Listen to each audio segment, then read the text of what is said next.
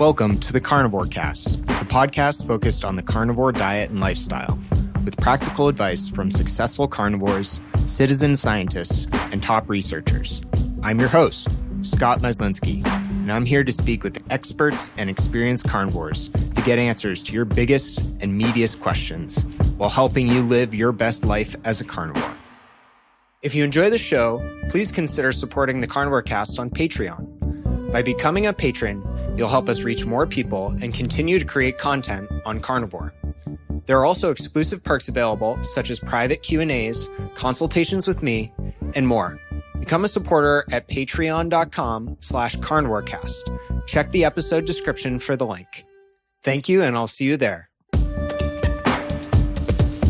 Caitlin Weeks is a certified nutrition consultant, former personal trainer, and owner of the popular keto blog grassfedgirl.com.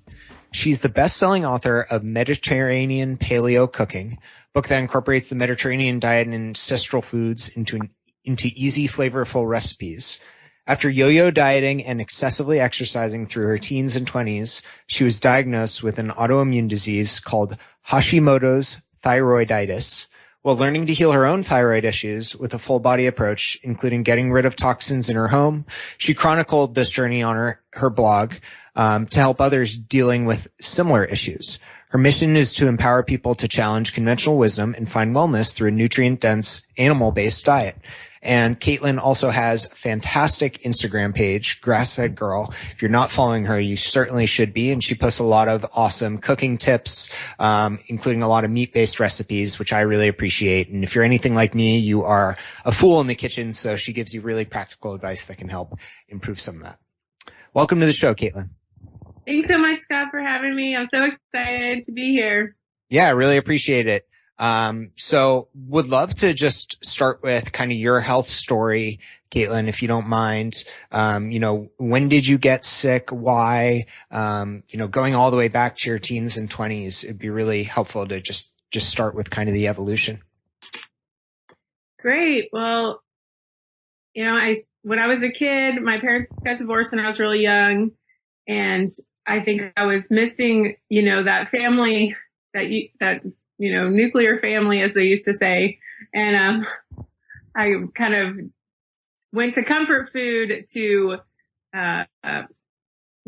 soothe myself. And by the age of 6, I was pretty chunky, and I was already going to Weight Watchers meetings with my stepmom and my dad.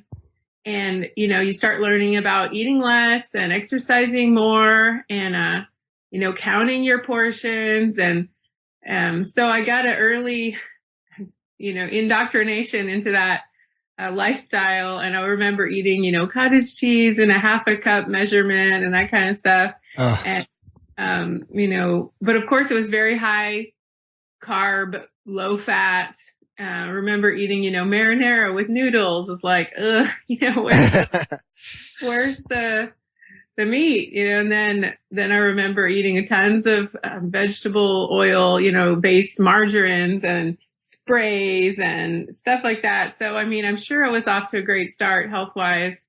And then in high school, I learned about kind of the yo-yo dieting, where you don't eat all day and then you exercise at night, or, you just get into unhealthy behaviors, especially with your friends, drinking Diet Coke for as many hours as you could and things like that. And then binging because you were so hungry that you'd eat anything that you could find. And then a lot of times my parents didn't have a lot of junk food at the house. So when I would go to friends' houses, I would overeat the junk food that I wasn't allowed to have, so a lot of unhealthy patterns started off early.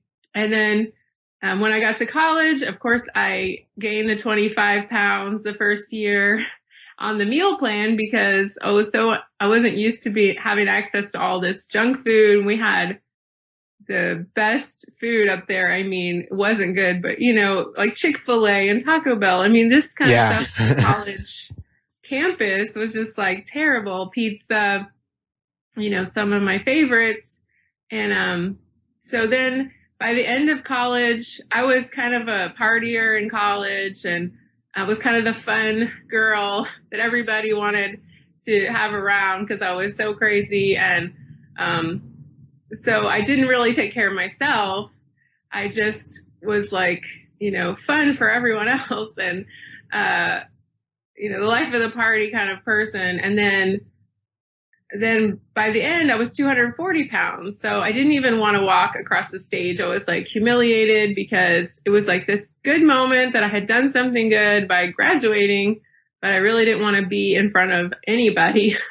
Even that big, robe didn't cover up enough for me. Yeah. And then I got to be on my own after college a little bit. And I was like, okay, I have the time to go back to taking care of myself. So I went back to Weight Watchers, and, there are some good things they teach you. I mean, they do teach you about, at least at this time, because I was older and I was listening a little more. They teach you about planning your meals, which is good. And they teach you about eating more protein, because at that time they were doing the points, and I'm sure, I don't know what it is now, and they do teach you, hey, you should probably spend your points on the protein, not the other stuff. And, so there was some good lessons that I learned there. And then, I actually lost about 90 pounds within a year. Wow. So, with that, I guess you have age on your side at that time. Cause I was about 22 or so then, 23. And then, so I was looking really good. And, of course I was hungry all the time. I was always carrying a snack in my purse, and I had a lot of blood sugar issues. So I would get like really emotional if I missed any meal, and I'd have to know, because I was so hungry that I'd have to know when are we eating? And you know how if you go to a restaurant and they say, oh, you have to wait, I would freak out, like I have to carry a snack, and like I would almost cry whenever I didn't get the food on time, and it wasn't mad at anyone, but I was just like really unstable with my blood sugar and stuff. I mean, I didn't know what it was at the time. I just thought I was crazy or something. I don't, yeah. But then, but I've always been a pretty happy person overall. Maybe I was just medicating with food. I mean, I didn't really deal with a lot of depression as far as I know. I mean, if I would drink too much or something, then I would get really sad. But mostly I was okay.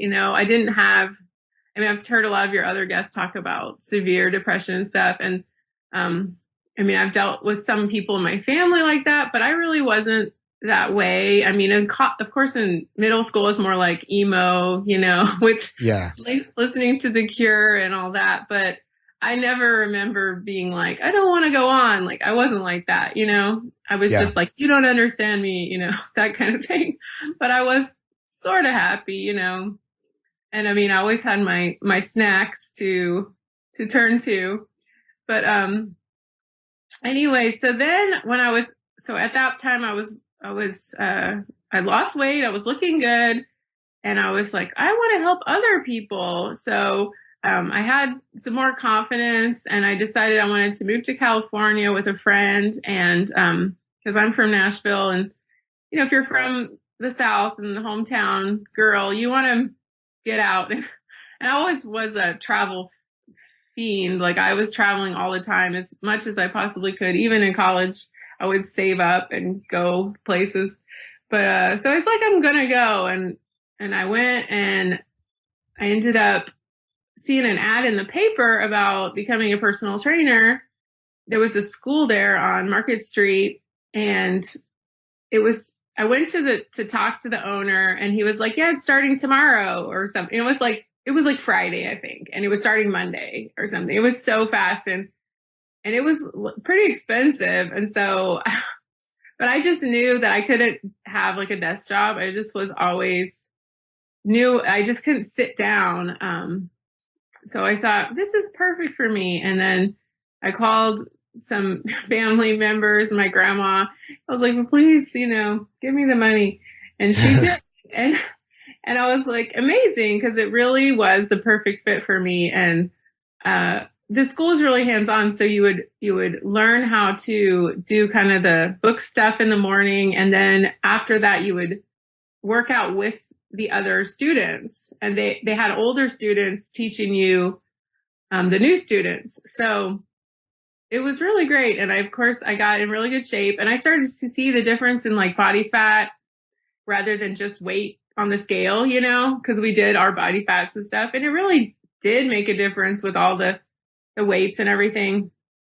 You would see in just a few months, people's body fat changing so much. And we measured with the measurement, we did the body fat, and then I never mastered the clip thing, you know, with the skin folds. Yeah, but the owner of the school, he could do it, and some people could do it, but I was like, we don't need that anymore. We have this new technology. Yeah. But it was an amazing experience, and it really did help my confidence again, because I saw the power of weight training and what it can do, especially for women. I feel like, because we're always told, oh, just be skinny and small, and you know, and you finally realize, oh, like you won't get bulky or whatever, and you realize that you could be more compact and muscular than, you know, it's just against what our culture thinks, you know. Yeah, it's not just about the number on the scale. Yeah, and I saw that change in my clients too after I started working in gyms around San Francisco, and I ended up getting a lot of clients. And I think my personal story of losing all the weight really helped with that. And but I was still doing the low fat, exercise more, lose weight with that. And it was just, I did tell them to eat a lot of protein, but it was still very low fat. And so I'm sorry to all the people who were my clients at that time. But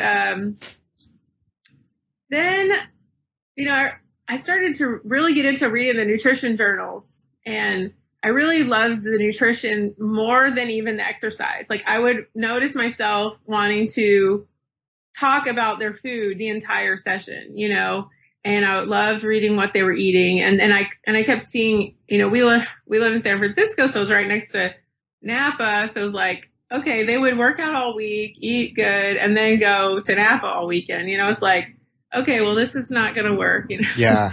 So, you start to see people sabotaging, and you really start to realize, well, nutrition makes a huge difference more than just working out. And, so I decided I want to go to nutrition school. So I started nutrition school, and that was in Berkeley. It was over the bridge, but I did like their distance program, because if you've ever been to San Francisco, like the traffic is insane. Horrible.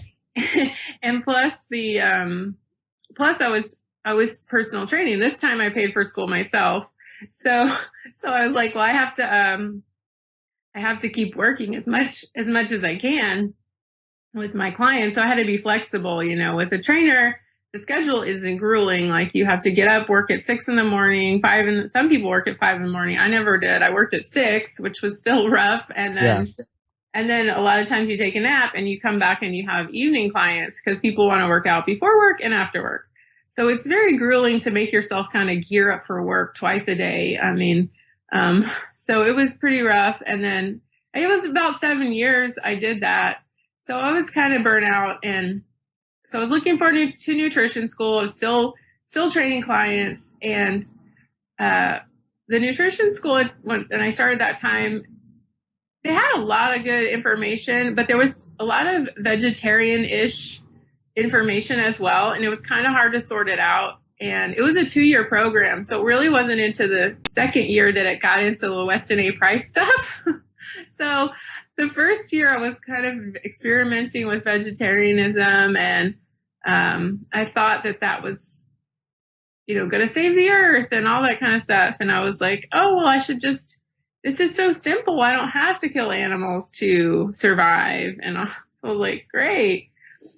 And I grew up always learning stuff about the world, and I want to save the world. And, you know, so you think, this is it. I can help people, and it's healthy. Okay. Yeah. Or not help people, but help the earth and help animals. And, you know, and, it's California, so everything is, you get a mixed messages about things. Yeah. And so I, started really getting into, and I'm, probably like maybe most carnivores you talk to. I mean, I hear them saying they seem kind of like me. They're like extreme. They dive into things head first, So I was like eating tofu 3 times a day. Wow. I couldn't just go light and just be like, oh, I'm going to have rice and beans. And, no, I was like, I'm going to have tofu like every meal. Like, oh, great. I was still eating fish, because I knew like sardines and stuff were good. And, but I was eating a lot of tofu, and I knew like that the tempeh was better, supposedly, and the miso and, the fermented kinds are better. But, and I also kind of knew a little bit about carbs. So I was like, well, tofu's perfect. It has no carbs either, and, so it was like the perfect storm. And then so starting the new school with the nutrition school and still working on my training, it was intense, and my health just fell apart, and I started just sleeping like 18 hours a day. It was like I couldn't even move. Wow. And I got this horrible pain in my elbows. It's like I couldn't even bend my elbows. And like, if you do bicep curls, you're always like, that's so easy. That's the easiest exercise. But my elbows would hurt for like a month. And I was like, this is weird. I shouldn't have elbow pain for a month after I do a couple bicep curls, you know? Yeah. And then, that was just the first like joint pain I noticed. And at that time I was running a lot. So I was doing, running half marathons. I was, really big. There was always these half marathons all over the city. And, I was with, some of my trainer friends were runners. And so I thought, this is great. So it's just like, I was basically doing every single thing I could to ruin my health. And, because I feel like that's what our culture teaches us, just exercise more and, eat low fat and low meat, and you'll be healthy. So, it was getting to be bad. Like I could just not even hardly work. Like I was working, but I would sleep so if I worked 6 hours a day, I would sleep the entire rest of the day. Wow. And and all I could think about, like I could barely stand up while I was working. I was just holding a wall or hoping I could sit down, which, for a trainer is not cool. You want to look like you're energetic and stuff, and you don't want to be holding up a wall, So I was, something's different. Something's wrong with me. I don't know what it is.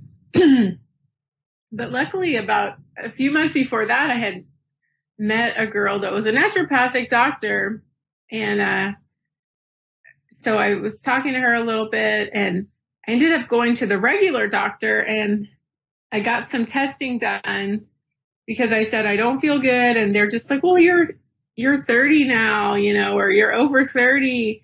So you're just aging. And I was like, that doesn't seem right. Cause I never really had a lot of health problems. I mean, I had a few like ear infections and stuff like that, but I was not really chronically sick or anything ever in my life. I never really had digestive problems. I mean, there was a few clues here and there that things weren't balanced, but it wasn't overt, And so I basically took the test from the other doctor who told me I was just getting older. And she looked at the thyroid test that I had gotten, and she knew right away that I had Hashimotos, that I had an autoimmune thyroid disease, because I had actually asked for the right test. I had gotten a list from my mom knew some holistic doctors back in Nashville. My mom's always been kind of a hippie or whatever. So she had given me the list to ask for. I didn't know why I was asking for them, but I had gotten the right test done. So then when I went to the naturopath, she had all the tests to look at. So she knew right away, okay, you have Hashimoto's and you need to be on she gave me prescription. It's a prescription thyroid medication that is, has a T3, T4 combination. It's called Thyroid. And, a lot of doctors, regular doctors won't even give you that. They give you the synthetic. But anyway, we'll get into that later. But she gave it to me, and within 2 weeks, I mean, I felt like a new person. My energy came back, and I wasn't obsessed with sleeping all the time. And so it was clear that that was really what was wrong.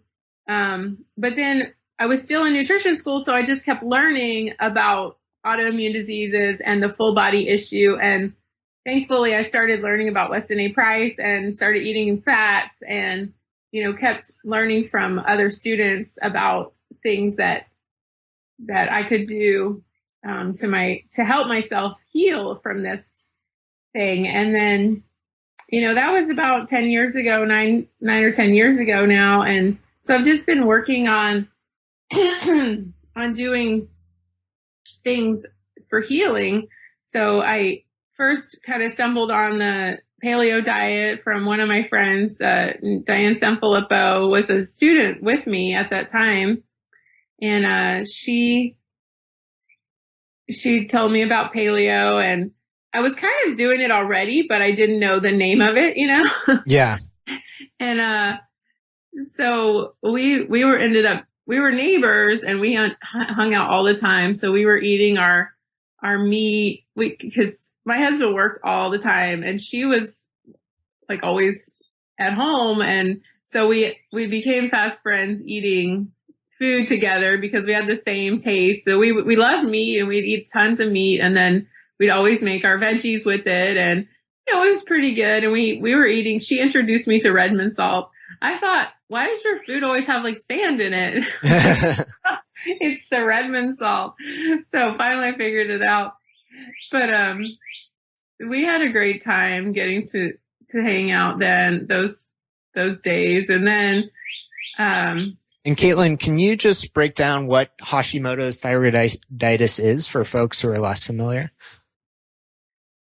Yeah, I mean, autoimmune diseases are all very similar. It's just kind of where they attack in your body. It's just kind of where your immune system goes off track. So, so when we have, most things I read says that it's, starts in the gut lining where you are eating, let's say, Cheerios, sandwiches for lunch, pasta for dinner, your whole life, and you start getting little holes in your small intestine, and then it makes food that's supposed to go all the way through your digestive tract. So it's kind of like a hose, and you don't want little holes in the hose down the way. You want the water to go out to wash your car or whatever. So if you start getting little holes in your hose, your hose is defective. Well, the water, it's actually food particles that are undigested. So they're going prematurely into your system, into your bloodstream, and it's creating, your body has an innate immune system that attacks these little particles. And what happens is they start to make mistakes and attack the wrong things because they're kind of overactivated, like a little army, and they're going in the wrong directions, and they start getting confused, and they make mistakes, and they start attacking tissues that are healthy. And so in my case, they attacked my thyroid. Other people have, Crohn's or MS, where it's like your brain, tissues, the ends of your little nerves in your brain. So that it can go haywire anywhere. It's just what happens to you. And, I think that's kind of like the snowflake. Everyone wants this special thing for their disease or whatever, but really the diseases are all the same. It's just, the treatment, which I don't even, I don't like that word, is the same for everyone. You have to change your diet and remove all the inflammatory foods. That's the first thing we learned in nutrition school. And then, Well, besides the tofu. Yeah, it's crazy how wide-ranging autoimmune diseases can be, but to your point, at the same time, it's almost like the root cause is very similar between them, despite the spectrum of symptoms that people can experience with different types. Yeah, and I mean, everyone's going to heal at a different rate, and some people are maybe too far gone to, I mean, I don't think anyone's too far gone, but some people can't bounce back from it as fast as others. And, I think I'm pretty lucky. I still have some problems, but not, I hear from people every day that are like, can't work or in the, bedridden and stuff like that. So, I mean, I feel like I'm really healed a lot of my issues. And, so I feel very fortunate. And Caitlin, so much of what you're saying around sort of your background of trying to do things right, trying to eat lower fat, feeling starving and binging, surviving on Diet Coke, feeling anxious when you don't know what time you're going to eat. I think, that almost everyone listening can relate to some of these things. I certainly know I can, and I've experienced them at times. It's almost like this crippling mental state and obsession with food. And I like how you talk about how paleo helped you overcome some of that and feel kind of this sense of calm. Can you talk about kind of incremental health changes, both in terms of the Hashimoto's, thyroiditis, as well as mentally, that you experienced going from paleo to keto to carnivore, and also how you discovered them? Well, I mean, paleo was great. I mean, I learned so much, and I started learning about organ meats and bone broth and, grass-fed butter and the differences in grass-fed meat. And, so I feel like I really tapped into true nutrition. But I was still experiencing really bad constipation. That was a really big symptom of mine with the Hashimotos. And I gained like 30 pounds, which is not cool for a trainer. And so, I was pretty sad about that, but I just wanted to really focus on, because I had done the whole dieting thing for so long. I was kind of like, whatever about the weight. I just kind of accepted it because I was like, I just want to feel good again. And I know maybe if I heal better, then I'll be able to lose the weight eventually. And I just kind of made peace with it, because I knew it wasn't the top priority. And so then I started realizing, I really couldn't eat honey or couldn't eat maple syrup. There was all this, because I had started my blog by then and I was experimenting with recipes and stuff like that. And I was like, I can't have treats around me, and so I started learning about, doing lower carb and realizing I was very sensitive to any sweets, even, potatoes, sweet potatoes, anything like that. I just couldn't handle. So I felt like I was much better off doing more low carb and keto. And, I went on the low carb cruise with, all those folks, and oh, cool. I learned a lot about that. I mean, I went on twice, and I love those people, and, started learning about a lot of low carb stuff. So I just knew that was really the better way for me. But I was still having problems like with the dark chocolate and the fat bombs, and the peanut butter is like my favorite food on earth. So besides like ribeye, so I started learning about, and I just couldn't handle all those treats. And even if I made something for my blog, even if it didn't have sugar, I was still eating it like insane amounts, or I would just have to take it and get rid of it or throw it down the trash disposal. I mean, it's like the patterns were still there, even though it was sugar free or, had maltitol or whatever the sweeteners are. I can't even think, like xylitol or, erythritol and those things. Stevia even was just, and I was like, even when I was doing low carb and keto, I was constantly like, oh, I need a sweet drink, or, some kind of treat after every meal. It was like my body was still in that pattern of wanting something like that. And so, and I was never, people would say, oh, well, you should just give up sweeteners. So I was like, you're crazy. Like, I've already given up this and this and this and this and all this stuff. And so I'm not doing that, you know? But it really was a problem, I think, because it was just making me still in that same pattern that I was in before. And then, so I was doing keto and I would count my carbs and count my carbs and count my carbs. And I could not lose any weight. Yeah.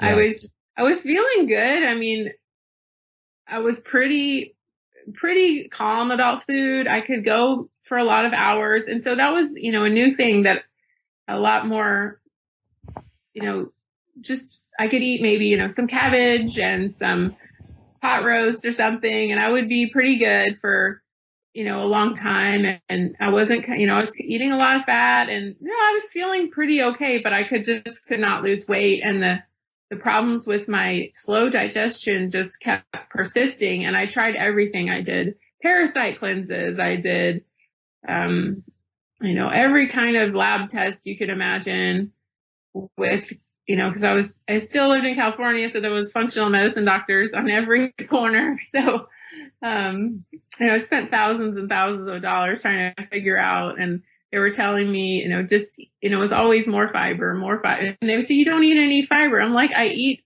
vegetables all day long. Like, yeah. And I was still from that Weight Watchers, you know, 0 points. So I just eat vegetables, like, you know, 3/4 of my plate was vegetables. And, it's just like, I don't know how much more fiber anyone could possibly eat, you know, and, it just made no difference at all. It was just very, very slow in my digestion. And, you know, it was like, is my thyroid medication not right? You know, and I didn't have any, I did have some parasites at first, but then I tested, you know, clear, and it just made no sense. And finally, I mean, speeding forward, that was for years. And then speeding forward to last October, my friend Vivica from Nourish Caveman was like, I really think you should do, well, it took her about 3 months of telling me, 3 or 4 months. As she said, I really think you should do, carnivore. And I was like, oh no, I'm not doing that. You know, I love my veggies. Can you hear me? Yeah. Okay.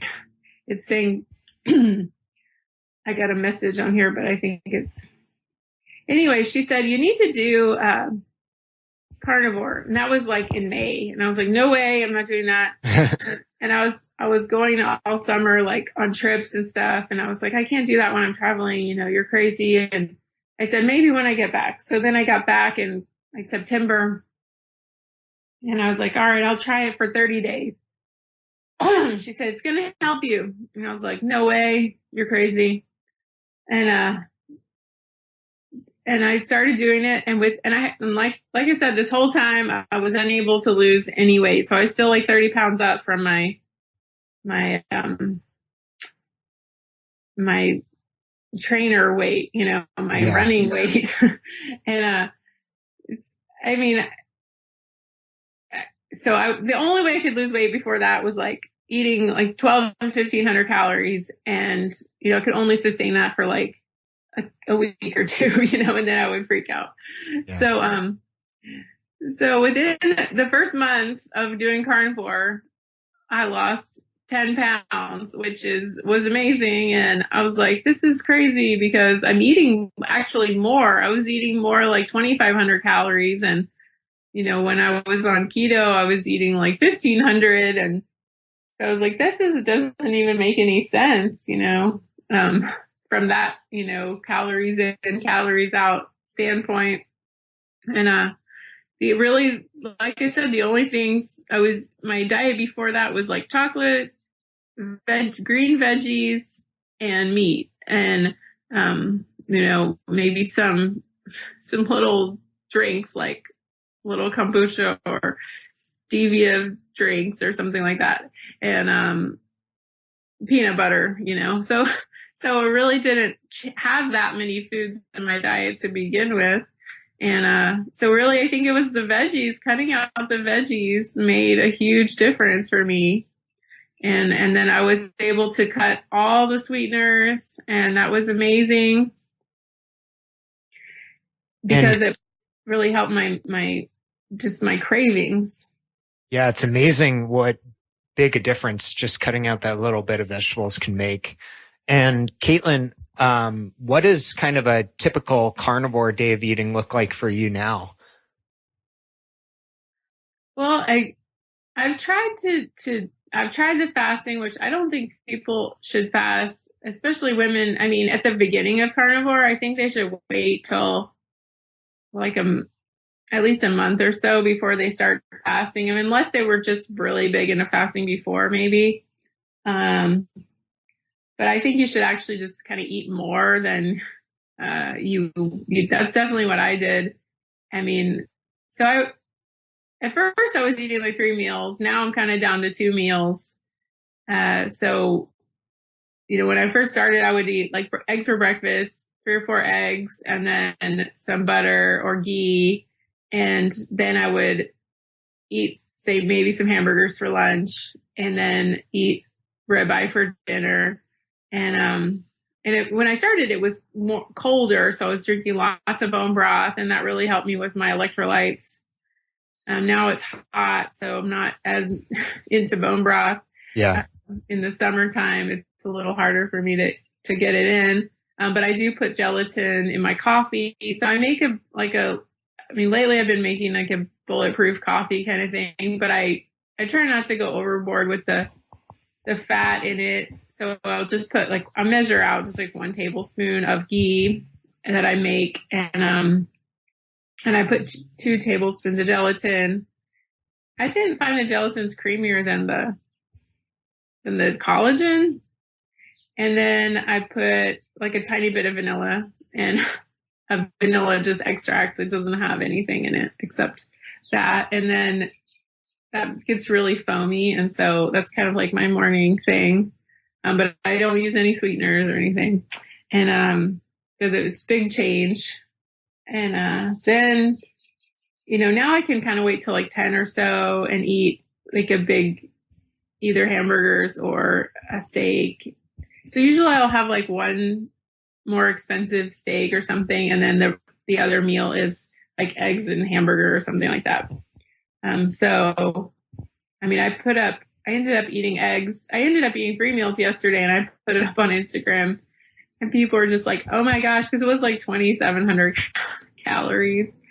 And I was like, people were like, oh my God, of course girls are used to eating like nothing. So they were like, oh my God, I can't believe you ate a pound of hamburger for lunch. I was like, yeah, I do that every day. And I lost 20 pounds within the first, 6 months of doing carnivore. So, and I mean, I may experiment with eating less but I feel like at first you need to eat more, and because you're so depleted from all the dieting. Most women anyway are so depleted from all that. And I do try to eat liver. So I eat about, I like to just saute. I like chicken livers. It's much more mild. So if you're starting out, I'll always eat chicken liver, and I get it from the local farmer, and we have a lot of farmers markets around here, especially in the summer and stuff. And, so I just saute it in some ghee, and then it has a really good texture. It's hard for me to eat pate because we don't have crackers or carrots or, Yeah. You just eat it with a spoon. like what? I like it, but I miss that crunchy something, for that anyway. But Braunschweiger is pretty good, like from US Wellness Meats. I could eat that. Yeah, the one thing I'll say about chicken livers is folks just have to be a little bit careful to make sure they're cooking them thoroughly enough, so you're not risking food poisoning.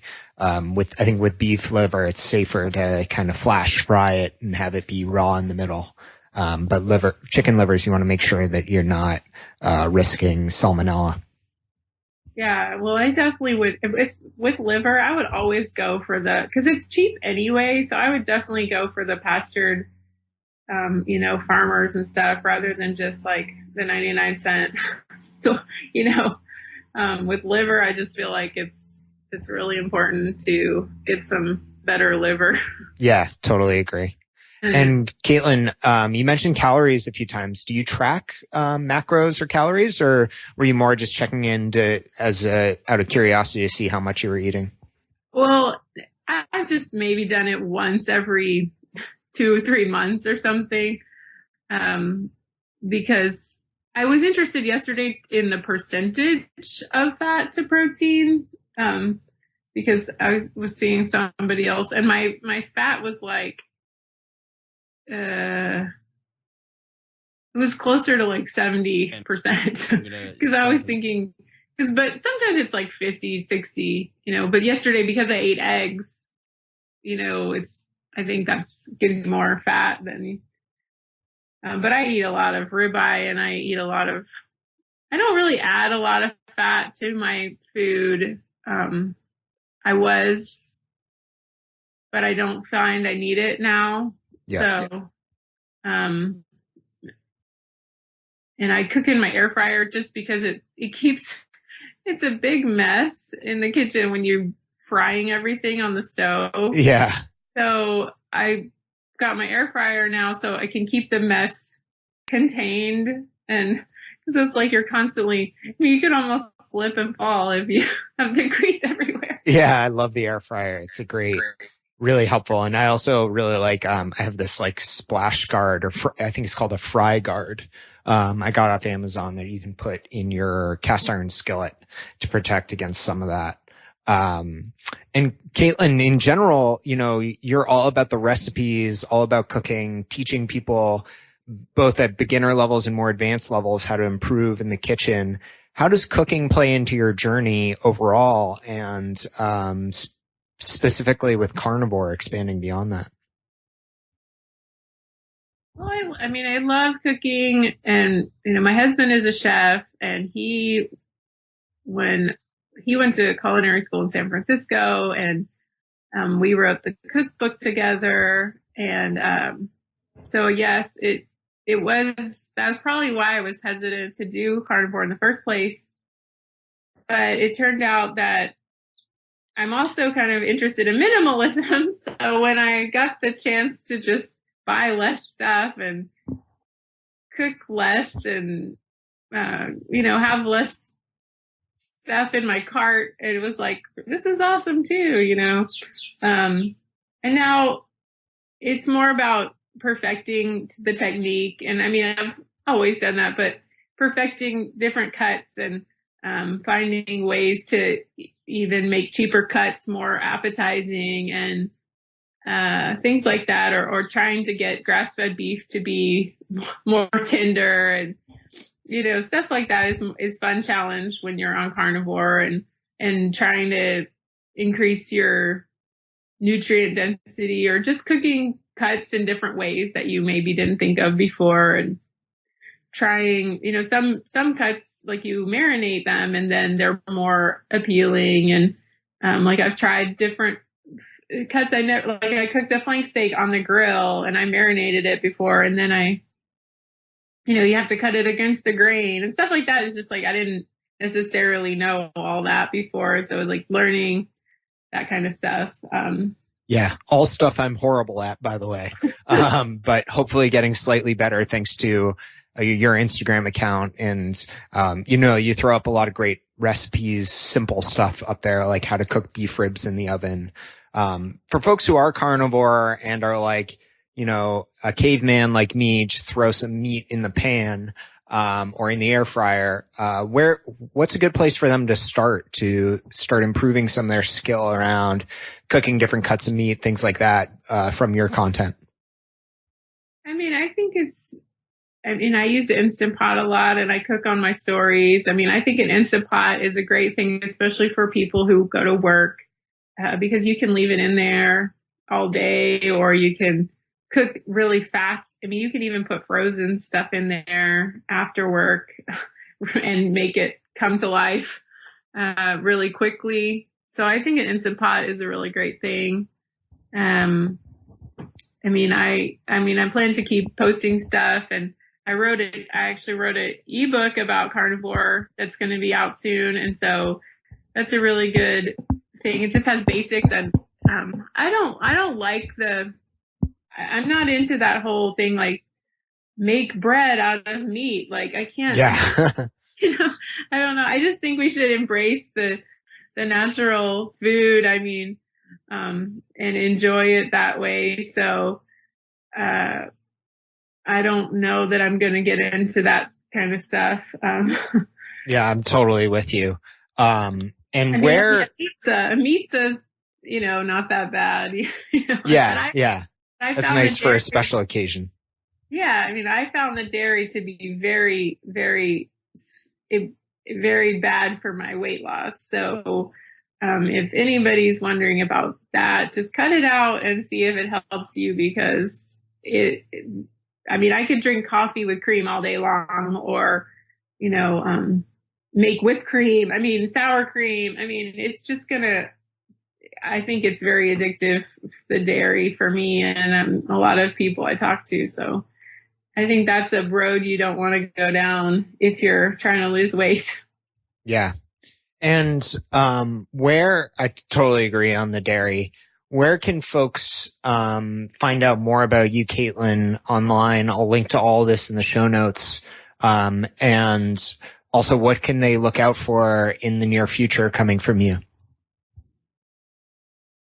Well, my Instagram is at grassfedgirl, like you said. Thank you. And my blog is grassfedgirl.com, and I've been posting a lot of my updates on carnivore, and people can read my first month, and I think I have my 5th month up there.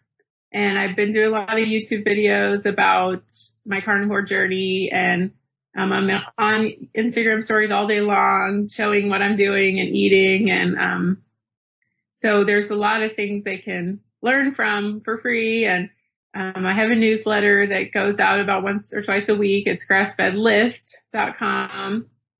And like I said, my ebook is almost done. It's in the designing phase. So that'll be out soon. And it's all about how to get started. And me and my sister wrote it because she's actually did carnivore too and lost 30 pounds after she had her second baby. So she has another perspective to add to it.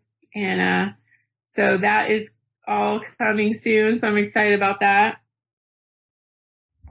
That's awesome. Well, I definitely look forward to checking that out, and we'll share that with my listeners too once it's available. And really appreciate you coming on today, Caitlin, and sharing your story. I think, folks from all types of backgrounds will get a lot out of this, and hopefully get a chance to improve their barbaric cooking skills like I am through your awesome content. Well, you're getting better, I can tell. You're generous. Well, hope you have a great rest of your day, Caitlin, and thanks again for your time. Thanks so much, Scott. Bye-bye. Bye. If you enjoy the show, please consider supporting the Carnivore Cast on Patreon. By becoming a patron, you'll help us reach more people and continue to create content on carnivore. There are also exclusive perks available, such as private Q&As, consultations with me, and more. Become a supporter at patreon.com/carnivorecast. Check the episode description for the link. Thank you, and I'll see you there. Thank you for listening to this episode of the Carnivore Cast. If you enjoyed this episode, please review on iTunes. It really helps us out. And share it with a friend. What questions would you like answered, or who would you like to hear from in the carnivore research community? You can find me on Twitter, Instagram, and Facebook at CarnivoreCast, or go to carnivorecast.com. You can also email me at info@carnivorecast.com. I'd love to hear from you. Until next time, keep it carnivore.